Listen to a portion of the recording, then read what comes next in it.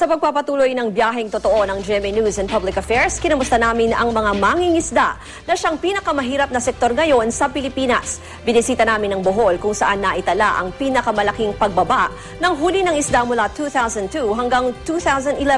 Narito ang biyaheng totoo ni Sherry Ann Torres.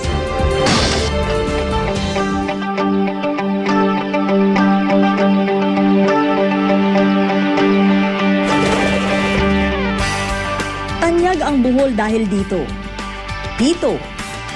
at dito. Lugar na kung ituring ay paraiso. Dito rin makikita ang bukod-tanging double barrier reef sa Pilipinas.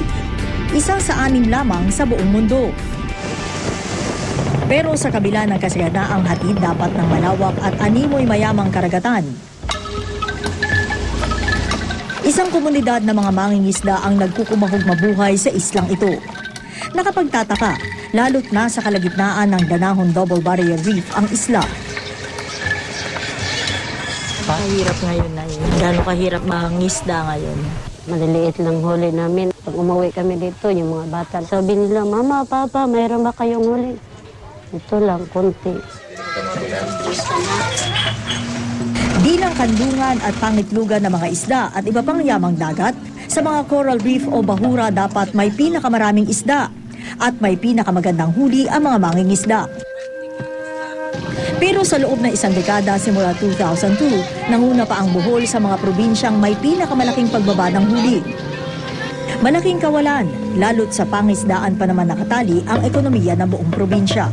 Bohol is very rich in coastal and marine resources. Unfortunately, talagang nagdi-decline siya. Kaya si Mang Eugenio hanggang ngayon hindi makabili ng sariling lambat. Buong pamilya naman daw kasi ang maghapong lumusong sa dagat. Halos sapat lang ang huli para sa pang-araw-araw na pangangailangan ng kanyang pamilya. Ang kanin at ulam, minsan lang daw magsabay sa hapagkainan. Pag halimbawa hindi nakakakain, yun yung wala kayong huli. Ano kami sa tindahan, mga kami ng bigas. Babayaran lang bukas. Ang punot-dulo raw ng problema, yung paggamit ng malaking fishingers at saka yung illegal fishing. This is a very big challenge on the part of the local government unit. Ang daming gastos, magmi-maintain ng mga bantay dagat nila.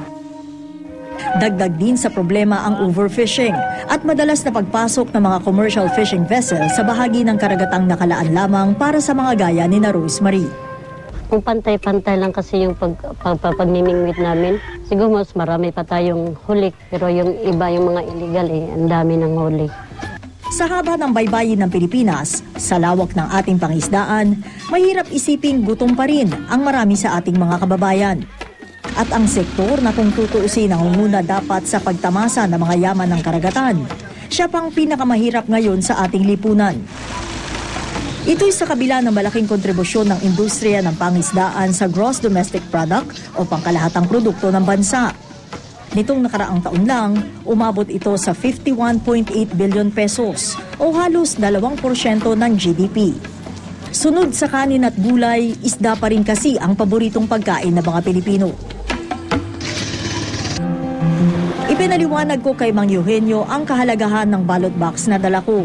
Sulat mo yung gusto mo sanang hilingin dito sa papel na to. Walang illegal na mangingisda. Edukasyon, gamot, doktor. Mga simpleng kahilingan pero lambat na mag-aahon sa kanila sa matinding kawalan.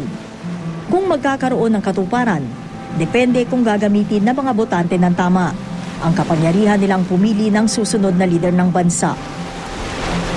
Ako si Sherry Ann Torres. Ito ang aking biyaheng totoo.